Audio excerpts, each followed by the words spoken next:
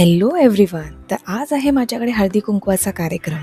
सर्वप्रथम मी हळद आणि कुंकू हे छोट्या झिपलॉकच्या पॅकेट्समध्ये भरून घेतले आणि बरेच पॅकेट्स बनवून घेतले.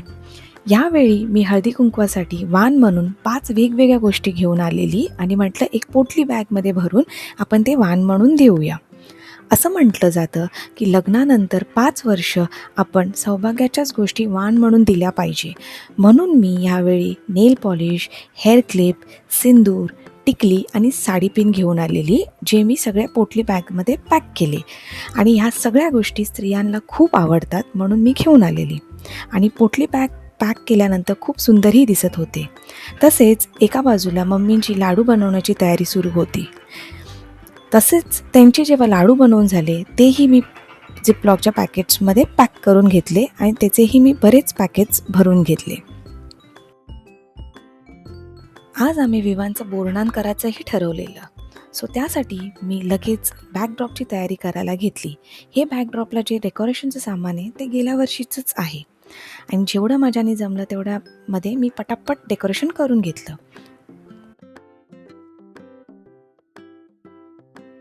सगळं आवरून घेतल्यानंतर मी ही सुंदरशी साडी नेसून बाहेर रेडी होऊन आली आणि खूप छान वाटत होती साडी.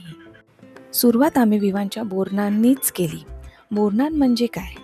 बोरनान म्हणजे मकर संक्रांती ते रथसप्तमी ह्या काळात लहान मुलांसाठी केला जाणारा एक पारंपरिक मराठी सोहळा आहे, ज्यात बाळाला बोरं, उसाचे तुकडे, भुईमुंगाचे शेंगा, हरभरे, मुरमुरे, तिळाच्या रेवड्या इत्यादी वस्तू डोक्यावरून ओतून औक्षण करण्यात येते.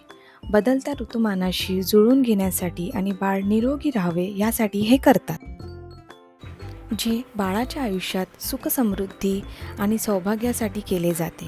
तसेच त्याला हलव्याचे दागिने घालून सजवतात. विवांचं बोरनान करून झाल्यानंतर मी माझ्या आलेल्या मैत्रिणींना हळद आणि कुंकू लावायला सुरुवात केली. हळद कुंकू म्हणजे विवाहित स्त्रियांच्या सौभाग्य आणि पतीच्या दीर्घायुष्यासाठी साजरा केला जाणारा एक भारतीय सामाजिक सोहळा आहे, जिथे हळद आणि कुंकू यांची देवाणघेवाण होते. मकर संक्रांती ते रथसप्तमीच्या दिवसापर्यंत हळदी कुंकू केले जातात. आणि सगळ्यात आवडती म्हणजे फोटो सेशन. तेही आम्ही खूप केले विवांसोबत आणि विवांचे एकटेसुद्धा. तर असा होता माझा आजचा दिवस. तर पुन्हा भेटू लवकरच. Till then bye bye.